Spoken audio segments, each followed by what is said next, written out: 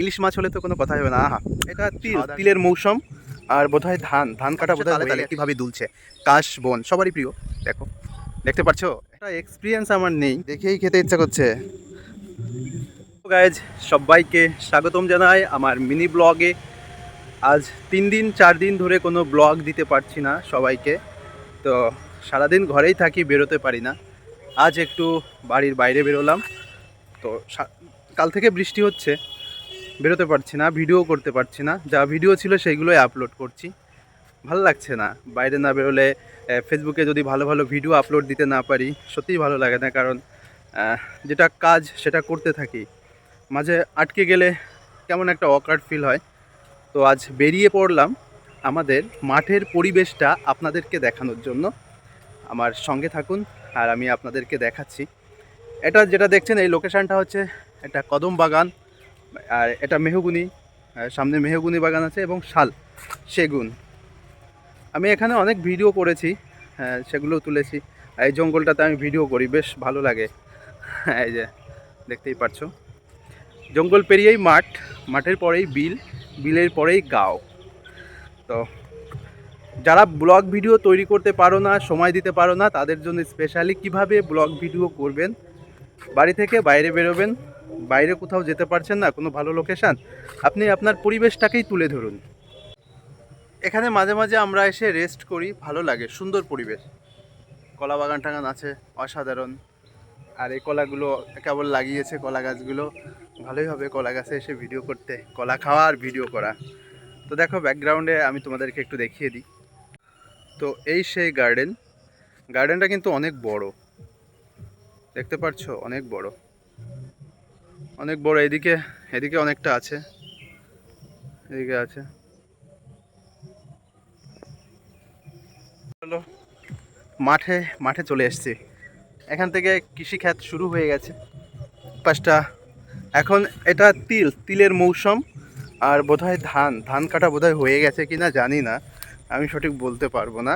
মাঠের কাজ সম্পর্কে অতটা এক্সপিরিয়েন্স আমার নেই। তবুও দেখাই একটু ঘুরে ঘুরে। ডাঁটার শাক দারুণ হয়েছে না, অসাধারণ, দেখেই খেতে ইচ্ছা করছে। ওইটা হচ্ছে তিল, এটা কলা তো আমরা জানি। আরও দেখাই এগিয়ে গিয়ে। এটা দেখুন, পুঁই শাক, ক্ষেতের পুঁই শাক, দেখতে সত্যিই অসাধারণ। কৃষকের পরিশ্রম, যেটা থেকে অর্থ উপার্জন হয় বাজারজাত করে। আমাদের মাঠের জমি নেই, যা হয় সব আমরা কিনে খাই, জল থেকে শুরু করে সবটাই কিনে খাই। তো মাঠে আসলে এগুলো দেখলে ভালো লাগে। মাঠের কাজও অতটা পারি, মানে একটা কৃষক যতটা পারবে আমরা তার হয়তো 30% হয়তো করতে পারবো। এটা হচ্ছে পানের ক্ষেত। মাঝে মাঝে মাঠে আসি, ভিডিও দিতে ভাল লাগে।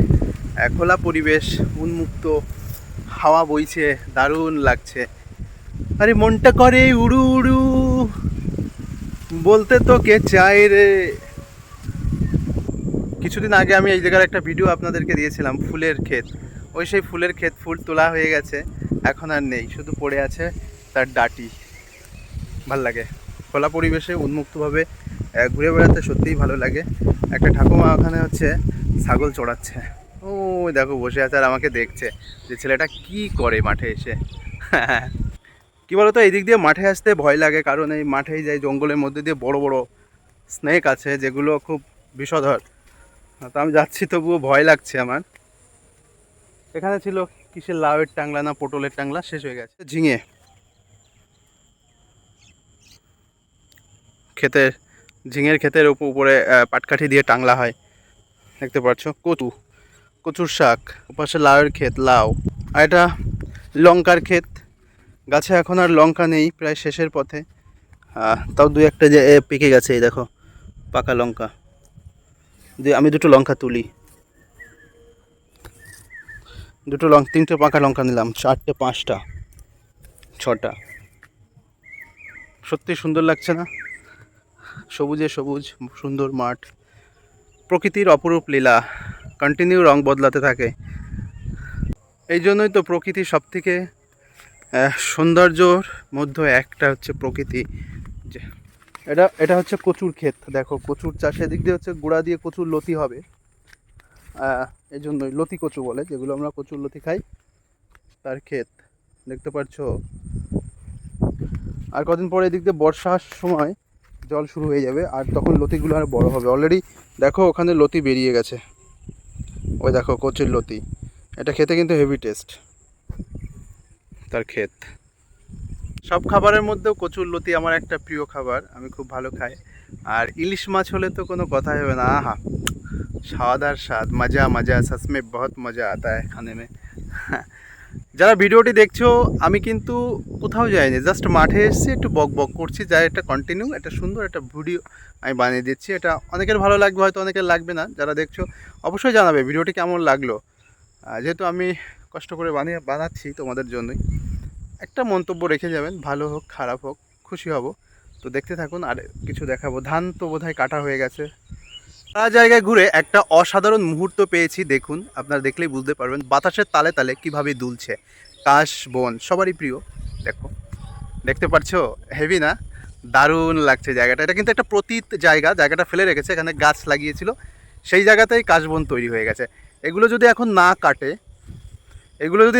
তো এইগুলো একসময় বড় হয়ে বড় কাশবন তৈরি হবে। বন্ধুরা, আমার ভিডিওটি কেমন লাগলো, আমি ভিডিওটি আর লং করব না, সো অবশ্যই জানাবেন।